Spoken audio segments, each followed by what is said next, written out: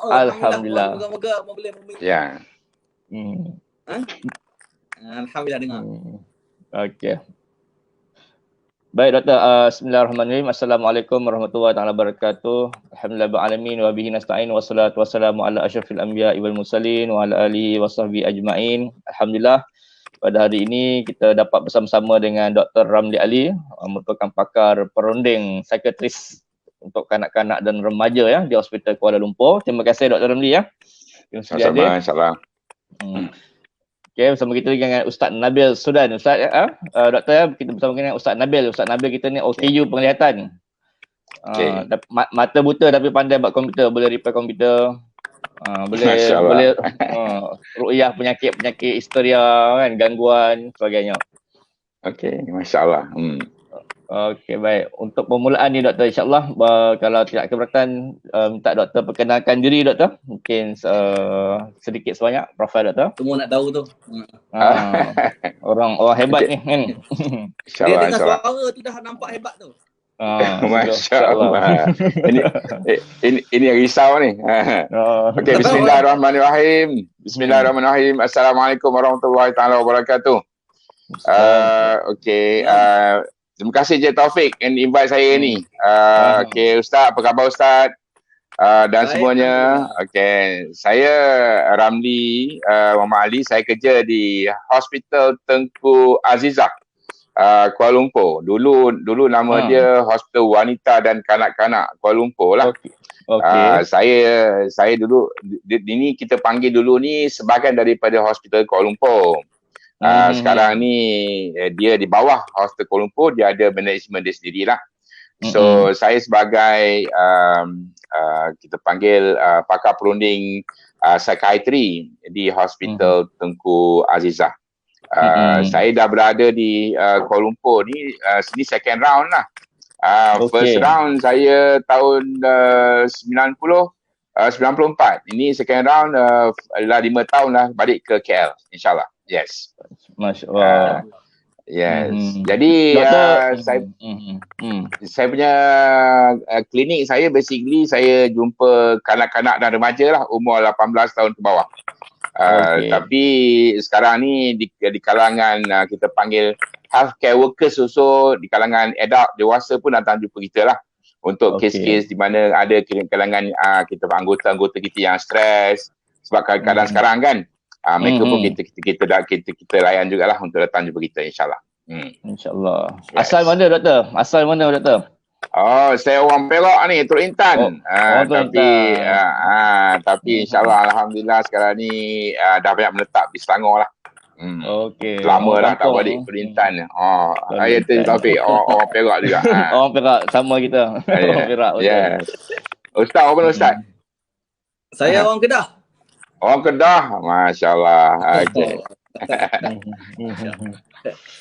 Masya-Allah. Kita ada penonton orang ada orang Teluk Intan juga ni, Azlina Yati Cayok, orang Teluk Intan juga ni, kawan sekolah menengah dulu.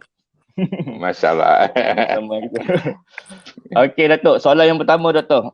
Doktor Datuk pula kan, bakal Datuk lah insya-Allah kan. Masya-Allah Datuk.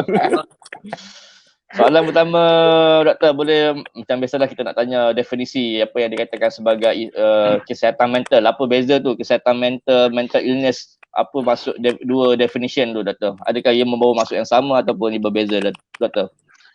Ingat definisi kesihatan mental ni dah lama kita perkatakan lah ya.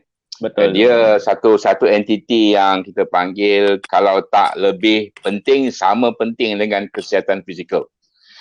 Jadi kesihatan mental ni di mana bila kita panggil segala-gala yang kita buat, keputusan kita, cara kita berfikir, cara kita handle keadaan kita, kesihatan kita, semua memerlukan kesihatan mental yang baik. Kesihatan mental ni walaupun bagaimanapun macam kesihatan fizikal juga. Kesihatan mental ni dia bila kita sihat mental, kita selalunya kita akan rasa seronok lah, kita rasa happy, kita boleh buat keputusan yang baik ya. Tapi dalam pada tu macam seperti juga kesihatan fizikal, kadang-kadang kita rasa letih, kadang-kadang kita rasa sakit kepala kan. Jadi kalau contoh sekarang kesihatan fizikal ni, kalau kita sakit kepala, dia tak bermaksud yang kita ada darah tinggi ataupun kita ada brain tumor ataupun sebagainya. Kadang-kadang sakit kepala tu kita panggil bila keadaan fizikal kita tidak berapa sihat, ya. Jadi bila begitu jugalah dengan kesihatan mental ni. Jadi kadang-kadang kita risau, kita bimbang, kita sedih kan, kita marah, kita sedih. Itu perkara-perkara yang biasa. Bukan maksudnya semesti kesedih itu ada masalah penyakit mental. Penyakit mental dan kesihatan mental satu perkara yang memang kita panggil macam sakit fizikal dan kesihatan fizikal. Jadi bukanlah maksudnya kesihatan mental yang baik ni bukan sahaja bila kita tak ada simptom. Kita ada simptom tapi kita boleh cope dengan simptom kita itu. Contoh dia kalau kita berada dalam suasana sekarang ni kita stres kan, dalam suasana COVID sekarang ni kita stres kan. Tapi kita boleh cope. Kita masih boleh happy, kita masih boleh kita buat keputusan yang baik, kita masih boleh tidur yang bagus, selera makan kita bagus. Walaupun bulan puasa kita tak makan siang lah kan, Cik Taufik kan. Betul. Kalau makan siang tu maksudnya ada masalah kesihatan mental tu kan. Jadi itulah. Sedikit sebanyak tentang kesihatan mental dengan mental illness ya. Ustaz, ada soalan Ustaz? Okey, adakah penyakit ni boleh dihadapi daripada seawal umur? Maknanya kanak-kanak dan macam mana dia boleh terjadi kalau doktor boleh terangkanlah. Okey, alhamdulillah Ustaz. Dia masalah kita panggil penyakit mental Ustaz. Penyakit mental ni luas Ustaz ya. Kita dan juga Tuan Taufik ya dan pendengar-pendengar yang lain ya. Penonton yang lain, kita penyakit mental ni luas. Tapi penyakit mental ni kebanyakan penyakit mental ni boleh dikategorikan, contoh dia sekarang ni kita gunakan walaupun kita tak berapa suka dengan US kan, tapi kita terpaksa gunakan US standard juga lah.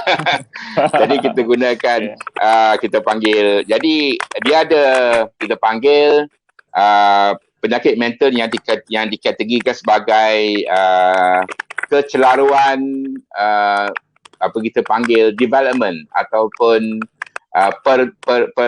pertumbuhan, kecelaruan pertumbuhan ataupun kecelaruan kita panggil pemikiran dan kecelaruan kita panggil di mana usia kita tua. Jadi ada kita panggil ada masalah-masalah ataupun penyakit mental ni yang dibagi terminologi penyakit mental, walaupun ada golongan-golongan ataupun ada antara kita yang tidak betul bersetuju. Jadi kita panggil kadang-kadang contoh dia di kalangan kanak-kanak kanak-kanak dia ada kita panggil kecelaruan pertumbuhan. Di mana di situ kita lihat seumur yang paling rendah sekali, contoh dia baru lahir lah kata baru lahir, di mana kalau baru lahir di mana budak tu contohnya tak boleh walaupun dia tak ada masalah dari segi biologi, tapi dia tak selera nak makan. Budak-budak kecil tak selera nak makan. Jadi kita panggil dia panggil, tengok dia punya orang kata kalau kita panggil failure to thrive, kita panggil. Kita panggil ketidak ataupun kegagalan untuk dia bertumbuh. Pertumbuhan dia. Pertumbuhan dia terganggu, failure to thrive. Sepatutnya budak ni nampak aktif tapi dia tak aktif. Kita doktor dah check dia sort of kita panggil dia punya fungsi-fungsi badan semua okey. Tapi tinggal lagi dia macam tak boleh nak pertumbuhan dia terganggu. Di situ dah ada kita panggil ada ciri-ciri masalah kesihatan mental kat situ. Di seawal yang itulah. Dan juga ada perkara-perkara contoh dia ADHD ya.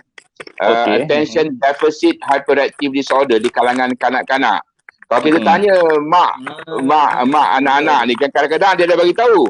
Anak yang ni dia katakan tendang dia kuat sikit dia dah. Laju sikit. Dalam perut tu laju sikit dia tu berbanding dengan anak-anak yang lain. Jadi anak tu dia jadi hyperaktif sikit lah. Jadi kita panggil ADHD. Dia jadikan kita dapat, kadang-kadang kita dapat kesan lagi awal. Satu lagi kita panggil keadaan yang biasa di kalangan kanak-kanak ni. Sekarang ni kalau ikut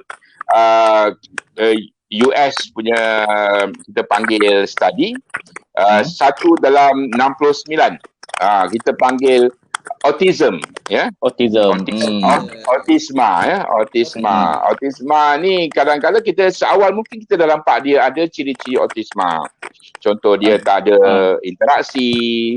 Contoh dia kalau kita baru lahir, dia berapa hari lepas lahir dia ada dah nampak dia panggil interaksi. Tapi dari kalangan di kalangan autisma ni seawal mungkin dia tak nampak ada interaksi dengan orang di sekitar dia. Kita ingat dia tak dengar ke dan sebagainya kan. Tapi sebenarnya dia ada autisma. Ini peringkat-peringkat awal lah. Bila kita naik, yes, itu yang peringkat awal. Okey. Ya. Maknanya betul, saya pun memang, saya sebagai perawat Islam memang kadang-kadang bila orang datang kat kita, kadang-kadang bila kita cakap betul kat dia orang, kadang-kadang dia orang mak ayah susah nak terima. Macam saya contoh ada seorang budak, dia umur 2 tahun 2 bulan contohlah. Dia agak aktif. Agak aktif dan apa yang dia tak dapat dia akan pukul orang. Dia nak juga benda tu. Kan? Jadi bila kita bagi tahu mak dia, mungkin anak saya, kita sebagai perawat Islam kita tak dapat nak bagi proof kata benda ni memang ni. Cuma saya bagi tahu, saya minta mak ayah rujuk kepada doktor psikiatrik kerana anak ni ada masalah. Dia orang kata tak, anak saya cerdik, dia pandai semua. Memang dia pandai. Tapi kadang-kadang benda ni bila daripada awal kalau kita tak buat, mungkin akan 5 tahun tu yang akan jadi macam orang kata budak ni budak nakal ataupun budak-budak yang degil kan. Sedangkan orang ni bukan degil. Tapi oleh kerana cara kita tak kenal daripada awal. Sebab saya pernah juga jumpa budak umur 8 tahun. Dan mungkin dia dah kenal awal, tapi oleh kerana kita tak dapat keluarga tak dapat nak diagnos, memang dia agak terlalu kasar. Masya-Allah. Cuma bila mak ayah dia orang tak mau terima. Kalau kita kata tu, ni anak saya tak gila Ustaz. Dia kata bukan gila kan. Betul. Jadi apa saranan? Apa sarangan doktor dan macam mana kita nak cerita tu? Kan. Betul. Yang ini kita memang selalunya ada, bila sampai kat kita pun ramai juga parents yang kita panggil tak setuju dengan apa yang kita kata kan. Jadi kan bukan saja di peringkat masyarakat. Jadi kan ramai. Benda ni satu perkara yang agak sukar untuk difahami. Jadi kalau kita nak, orang kata kalau patah kaki itu nampak di x-ray kan. Tapi kalau patah hati itu susah, nak x-ray pun tak ada nak x-ray kan.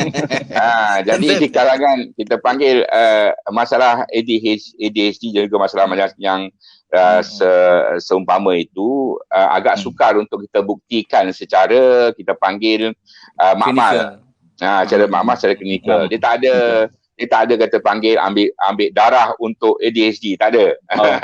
Dia tak ada darah untuk ADHD ataupun CT scan untuk ADHD. Walaupun di peringkat kita panggil, di peringkat research atau pendidikan, kita memang tahu ada kita panggil kelainan dari segi otak dia di kalangan mereka yang ada ADHD dan juga mereka yang tak ada ADHD.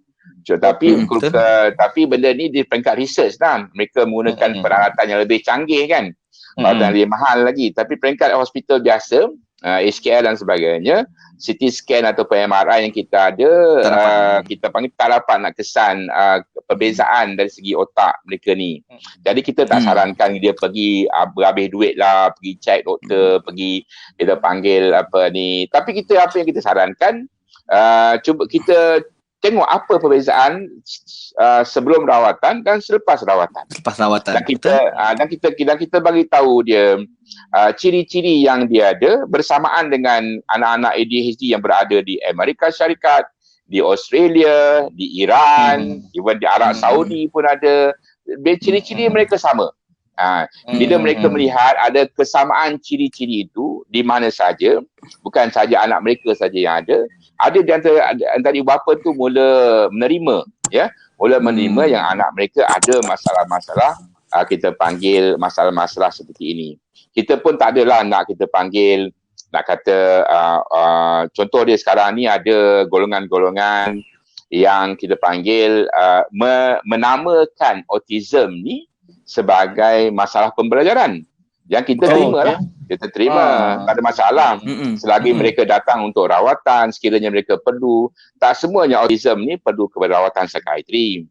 Banyakkannya autism ni perlu kepada rehabilitasi, masalah pendidikan khas ataupun setengah autism, even dia macam kita kat normal je. Dia kita panggil, sebab itu namakan autism, sebab dia ada ASD, itu Autism Spectrum Disorder, di mana di antara sangat, kita panggil sangat sedikit ataupun very mild pada sangat serius, sangat serius. Jadi yang sangat sedikit tu kadang-kadang kita tak perasan pun dia ada autisma, Dia tak perasan pun yang dia ada autisma. Contoh dia ada satu kes tu, dia dirujuk oleh seorang guru pada seorang remaja ni, umur dia 16 tahun. Tahun depan dia nak ambil SPM, tapi ada satu cikgu baru ni datang, dia kata budak ni pelik lah, jom kita jumpa pakar psikiatri. Yang kita tengok dia ada autisma, tapi kita tengok dia very mild autism. Dia datang sekolah, dia diam, duduk kat tempat meja dia, buka buku, baca buku, cikgu cakap, dia buat kerja, tapi orang lain bising-bising, dia buat je kan. Dia buat di kalangan kita, kalau kita nak tengoklah di kalangan kita yang orang dulu-dulu ni, kita dah banyak tengok autism sebenarnya, tapi terminologi dia lain. Ada yang kata bendul lah, ada lurus lah, ada kita panggil benda tu yang dekat alang lah, macam-macam lah. Kita gunakan istilah tersebut. Tapi sekarang kita tahu mereka ni ada autisma. Jadi kita tengok tak semestinya. Jadi terminologi tu kita tak kisah sangat. Mereka nak gunakan masalah pembelajaran ke, masalah psikiatri ke, tapi ramai di kalangan autism ni, kenapa dia datang jumpa psikiatri? Sebab ramai di antara mereka mengalami masalah mental yang lain. Contoh dia, mereka ada aggressive behavior sometimes, ada masalah tidur, masalah susah nak makan, masalah komunikasi yang berbeza. Tiba-tiba dekat pergi rumah jirannya, dia menjerit tiba-tiba kan. Itu masalah-masalah yang boleh dapatkan rawatan di pihak psikiatri. Kita offer, bukanlah kita panggil kita rawatan ni 100% akan berjaya, tidaklah. Tapi ada kita panggil perbezaan, sebelum dia dirawat dan selepas dia dirawat. Dia juga memerlukan rawatan-rawatan yang lain. Contoh rawatan dari segi kita panggil counselling, dari segi kita panggil rehabilitasi, dan kadang-kadang ada anak-anak mereka ni dapat bila dia dibacakan Al-Quran, dia jadi tenang. Dan ada yang kita panggil yang very mild ni, mereka okey. Jadi mereka seperti manusia yang biasa. Kadang-kadang kita perlukan understanding sahaja, insyaAllah. Doktor, bagaimana pula LD ni, learning disabilities ni? Ini biasalah cikgu-cikgu bila budak-budak yang tak pandai membaca, kan, menulis, mengira ni, so dia akan hantar kat doktor lah untuk nak didiagnose LD. Adakah LD ni dia akan berterusan sampai dia dewasa, ataupun dia ada satu tahap, ataupun macam mana, doktor?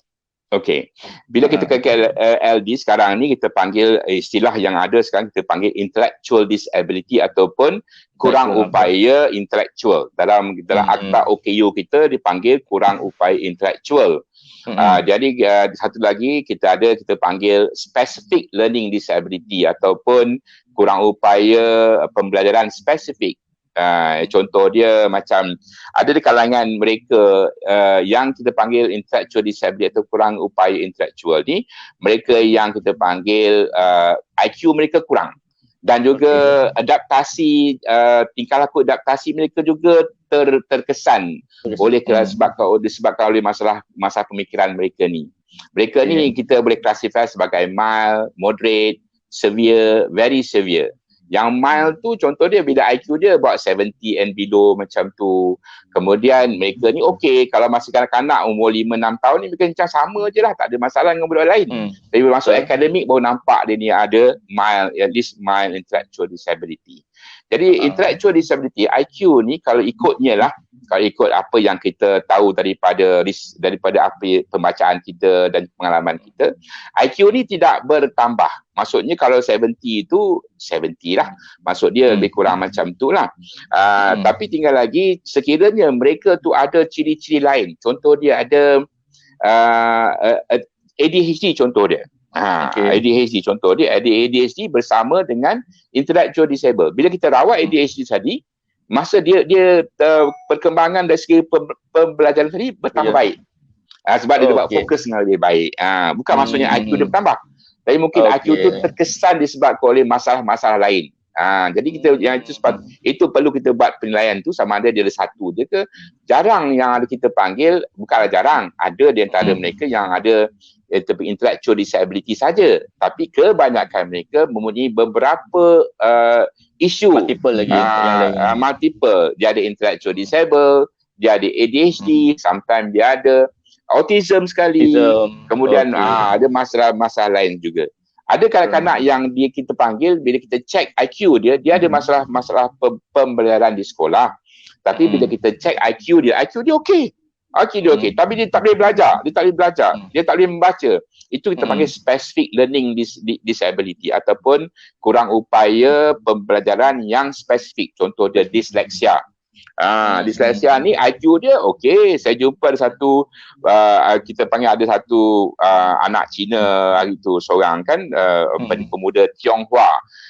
Bapa dia buat run business komputer ke apa ke.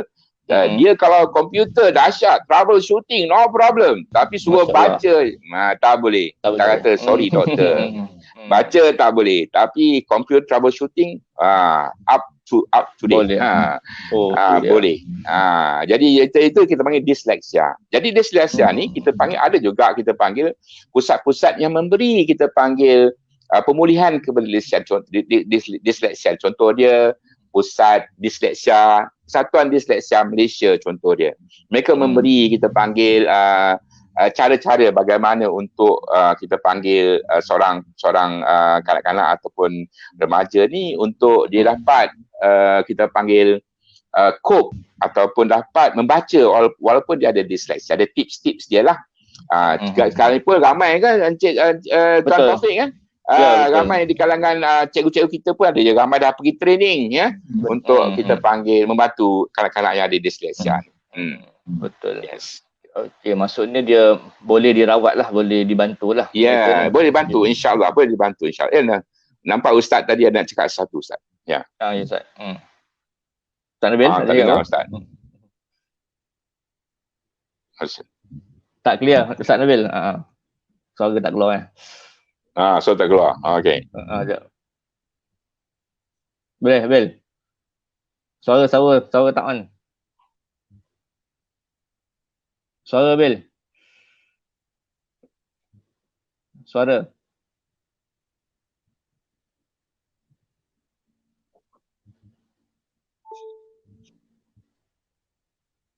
Okey, Bil, boleh?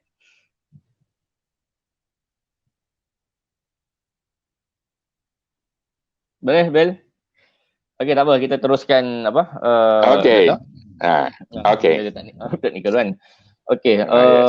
Bagaimana pula dengan apa? Pengalaman doktor lah bila urus pesakit-pesakit yang orang kata mental illness ni.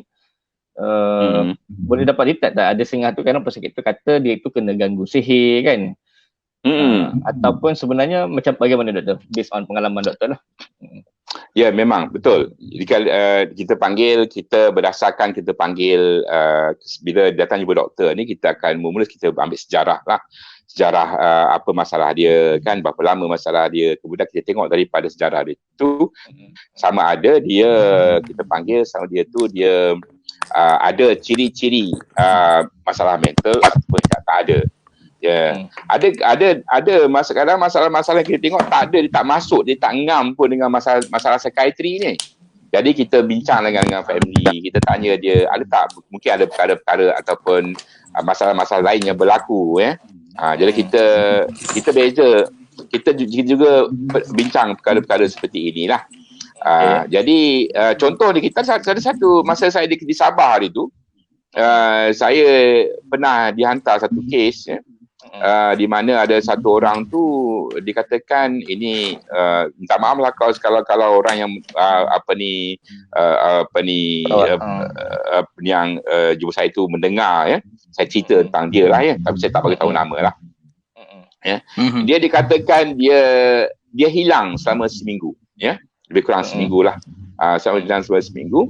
Jadi dia dihantar kepada kita untuk melihat sama ada dia ni ada masalah mental atau tidak. Jadi bila saya buat assessment kat dia tak ada masalah mental ke, gangguan pemikiran ke sebagainya. Apa yang diceritakan, dia kata bila dia satu hari dia keluar daripada rumah dia pergi ke belakang rumah dia nampak satu jalan, dia ikut jalan tu sampai satu masa dia tak boleh balik dah. Dia tak boleh balik. Dia tak boleh balik. Jadi kan dia nampak orang datang panggil dia, cari dia dan sebagainya kan. Tapi dia tak boleh nak cakap apa. Dia laung-laung orang tak dengar kan. Jadi selepas beberapa hari, mungkin lebih kurang 7 hari kan, dia dapat nampak jalan, dia ikut jalan tu sampai balik ke rumah dia. Jadi bila sampai rumah dalam keadaan yang kita panggil kita panggil keletihan dan sebagainya, orang bawa pergi hospital check dan sebagainya. Yalah, memanglah pihak office akan nak tahu kan. Kenapa dia lari AWOL ke dan sebagainya kan. Kan. Jadi hantar kat kita tengok. Jadi kita kata dia tak ada masalah psikiatri. Jadi kan terpulanglah kepada orang-orang lain nak cakap masalah apa. Tapi dia tak ada masalah psikiatri. Yes. Jadi di situlah. Kadang-kadang tu lah benda yang sebab tu kita perlukan rujukan kan. Maknanya bila berarti satu maknanya kita cepat-cepat rujuk kan. Tu yang kadang-kadang bila anak-anak jadi kadang majoriti saya dapat kes banyakkan budak-budak bila anak-anak nakal orang kata gangguan ke apa kan. Tapi sedangkan bila kita check balik kadang bukan gangguan, kadang-kadang benda-benda tu yang kadang-kadang yang sangat ibu bapa kurang mengetahuinya benda tu sebenarnya lah. Kan. Kan. Sebab betul. Saya ada jumpa satu kes baru ni juga saya jumpa satu kes. Budak ni umur 5 tahun tapi dia mampu baca buku orang umur 14 tahun. Memang hebat. Dia boleh baca tapi bila masuk kelas dia fail. Kalau di rumah kalau kita suruh buat kerja dia boleh buat semua. Memang boleh buat. Kan. Tu bila mak dia kata ni dia ni ada gangguan, kata tak, mungkin ada masalah sakit yang kita kena uruskan lah kan. Taufik ada Jadi kes macam contoh dia budak yang dia boleh baca buku, kemudian tapi bila sampai ke kelas dia tak boleh nak perform. Jadi mungkin ada kita panggil bukanlah masalah psikiatri yang besar, mungkin ada masalah seperti dia terganggu emosinya, tak boleh nak fokus, cara belajar dia berbeza kan. Begitulah. Jadi dia perlukan assessment. Kita di hospital kita bukan bekerja seorang diri. Kita ada juga kita panggil pakar psikologi klinikal. Di mana mereka ni buat assessment. Dia akan buat kita panggil menggunakan kita panggil skala contoh skala psikometrik, pembelajaran, emosi, tingkah laku, sosial dan sebagainya, di mana daripada skala-skala ni kita dapat tahu, kita boleh membantu kita untuk mengenal pasti apakah masalah kanak-kanak ini. InsyaAllah. InsyaAllah. Jadi alhamdulillah banyak ilmu yang kita dapat pada hari ini, masya-Allah. Sedar tak sedar dah hampir setengah jam, 40 minit dah. Masya-Allah. Betul. Masya-Allah. Masya-Allah. Doktor, tadi doktor cakap tentang IQ test. Lebih pada kanak-kanak dan remaja Yes, saya. Okey, doktor cakap tentang bahagian dewasa lain pula lah. Maknanya tempat lain pula kan. Adakah dewasa pun ada yang kena ke doktor? Orang dewasa ni dia ada mereka yang so called graduate daripada masalah kanak-kanak, dia akan dialami oleh masa dia dewasa. Contohnya ADHD ni ADHD ni lebih kurang ada yang mengatakan 50%, ada yang mengatakan 60%. Masalah akan kita panggil berterusan ke masa dewasa. Tapi di kalangan orang dewasa ni tak nampaklah dia hyperaktif. Tapi dia tapi ADHD ni dia ada tiga ciri. Yang pertama, saya ambil contoh ADHD lah ya. Yang 3 ciri, satu kita panggil hyperaktif, sangat aktif. Yang kedua kita panggil dia tak boleh fokus. Yang ketiga kita panggil dia kurang sabar. Jadi bila dia meningkat umur, yang hyperaktif tu dah kurang sikit. Tapi yang kurang sabar, yang susah nak sabar dan juga tak boleh fokus ni akan berterusan. Tinggal lagi sama ada sejauh mana dia dah belajar cara mengawalnya ataupun tidak. Jadi sekarang kita lihat banyaklah contoh dia, ada yang pemandu yang tak sabar. Bila kita overtake, dia pun overtake kita balik, potong kita balik, berhenti depan kita, tunjuk berbagai-bagai signal yang agak provokasi, agak yang bukan kan. Jadi mungkin mereka ni mungkin ada kita panggil kurang daya kawalan dari kesabaran dan juga kurang fokus. Ada kalangan di antara kita ni juga yang ada masa contoh dia kan, bila kerja ke office dia stres nak kerja ke office, tak boleh. Dia suka kerja dekat site, jadi kerja luar kan. Sekarang ni ramai lah yang kerja, orang kata kerja luar, yang bawa kita panggil apa, bawa makanan dan sebagainya, kan. Bila disuruh duduk dalam office, mereka disusah dalam office. Mungkin mereka ni ada masalah isu di segi attention mereka, fokus mereka. Jadi mereka ni mungkin ada, bukan saya kata mesti, mungkin mereka ada masalah kita panggil ADHD yang tidak dikawal sejak daripada mereka kecil lagi. Masya-Allah. Jadi benda itulah mana kita perlu kenal. Maknanya jika kita ada rasa kita lain, kita kena rujuklah. Jangan kita tunggu. Dan paling penting anak-anak bagi saya lah, anak-anak kita lah. Anak-anak kita mana kita boleh tahu daripada awal umur setahun lebih, dan tengok kita panggil dia tak bagi perhatian ke ataupun ada sesuatu yang tak kena. Tolonglah sama-sama kita rujuk. Mana kita jangan rujuk kat Google sangat Banyak orang sekarang ni guna Google. Dengan Google kan. Alhamdulillah. Itu jadi masalah kadang-kadang. Jadi boleh Google boleh bantu, tapi carilah tempat-tempat yang macam hospital ataupun yang terapis yang perlulah. Sekarang ni kebanyakan hospital dah ada kita panggil perkhidmatan ni di seluruh negara. Setiap kita panggil state hospital, at least dia ada kita panggil pakar-pakar yang kita panggil mengkhususkan kepada masalah kanak-kanak dan remaja, insyaAllah. InsyaAllah. Taufik hilang tak dengar suara dia. Itulah. Ada banyak hebat. Takjub InsyaAllah. Jadi Masya-Allah.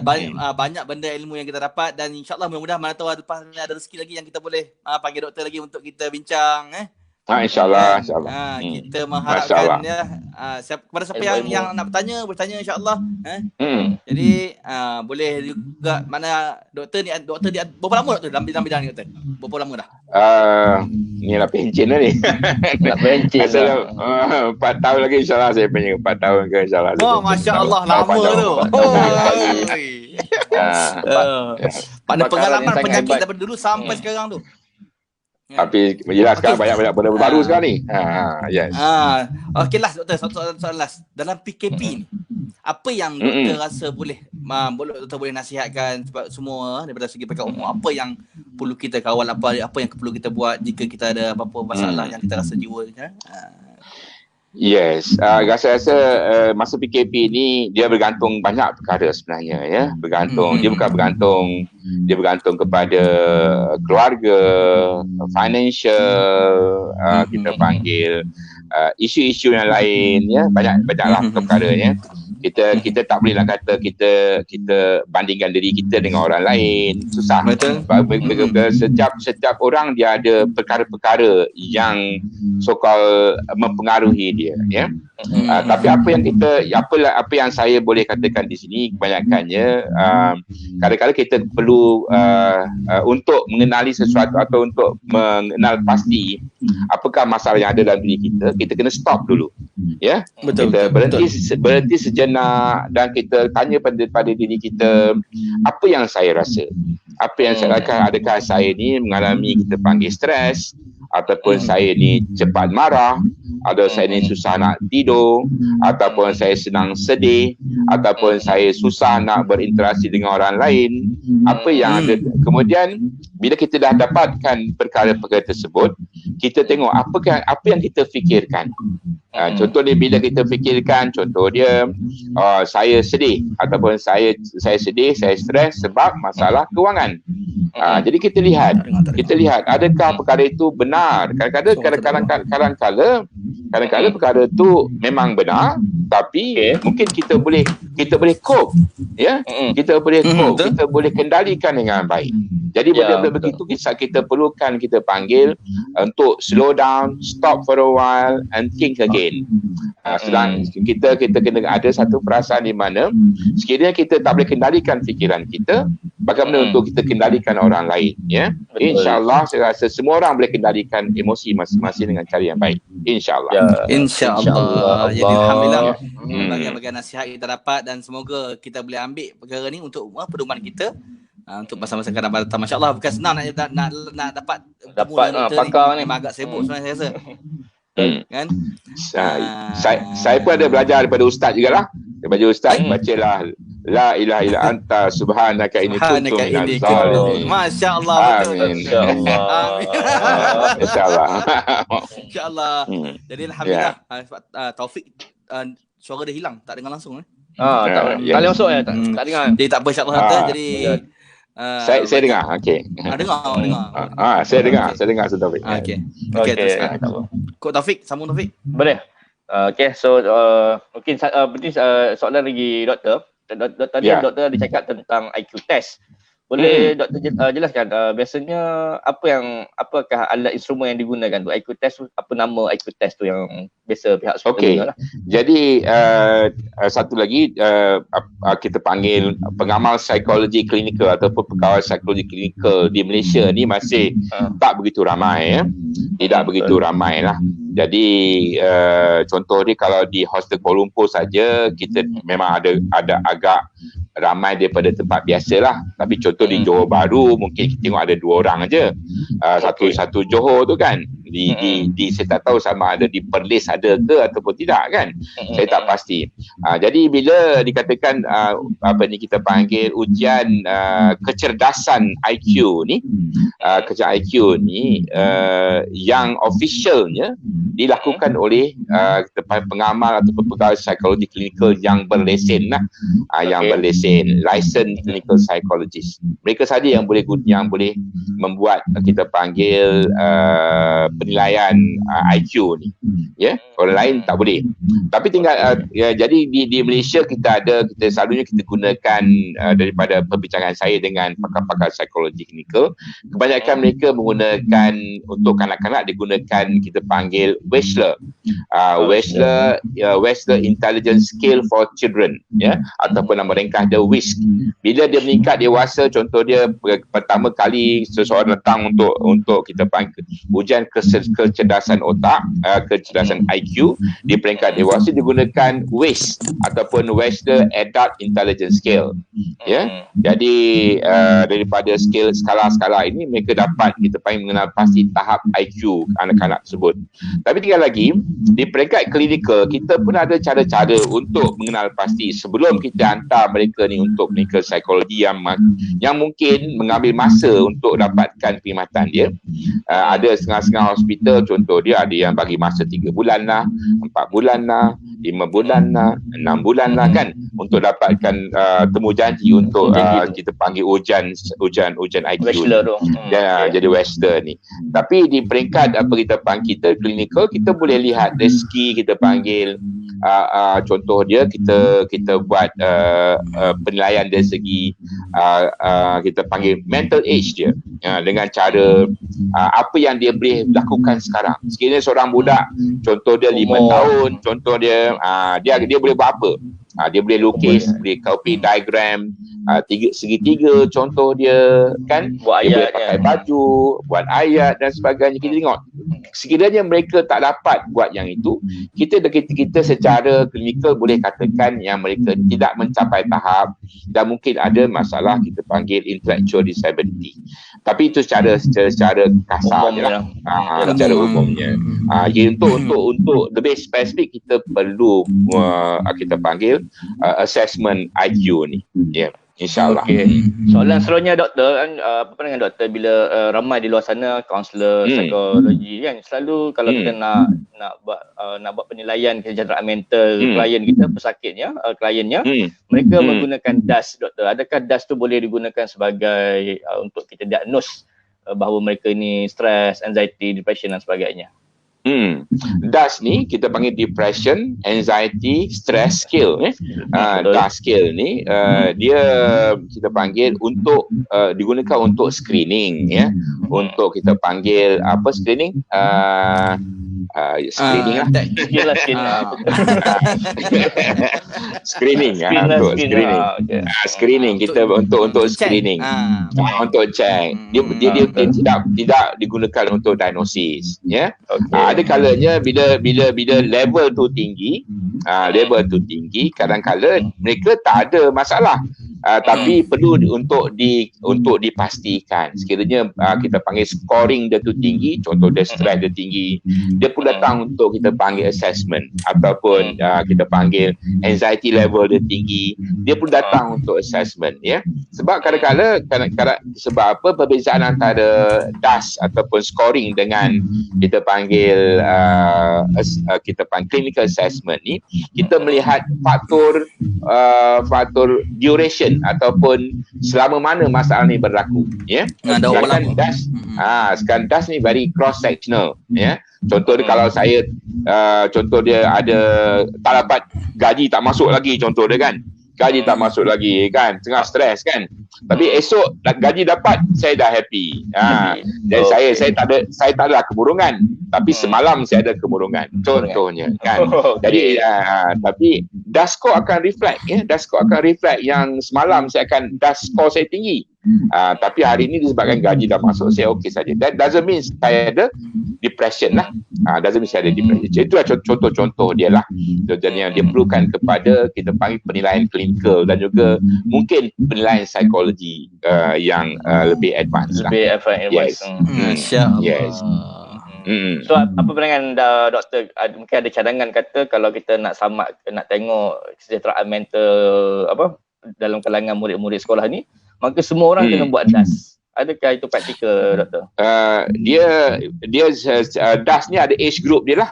Ada age group dia, ya. Ada kita panggil, kalau tak salah saya mungkin umur 13-14 tahun ke atas, mungkin saya tak tahu pasti. Yang di bawah tu kan, yang di bawah tu mungkin kita gunakan cara-cara yang lain lah. Contoh dia ada skala-skala yang lain, ya. Skala-skala yang lain. Tapi di kalangan so-called budak kanak-kanak, contoh remaja yang dah masuk ke sekolah menengah dan sebagainya, DAS boleh digunakan. Sekarang ni kita ada berbagai cara. Kita ada kita panggil digital DAS yang pakai scan kan. Ada budak sekarang, anak-anak kita ramai yang dah pakai handphone yang ada smartphone. Kita pun susah nak smartphone. Dia boleh scan je. Keluar dekat apa benda kita panggil yang kod tu kan, kat QR code tu dia kan keluar the whole set of kita panggil scoring dia tu, dia punya item dia tu, dia boleh score secara orang kata secara personal lah, tanpa orang ada di sekeliling dia, biar kemudian dia boleh hantar balik. Boleh hantar. Mungkin sekolah boleh gunakan yang itu untuk membantu, memudahkan. Tapi banyak kerja sikit.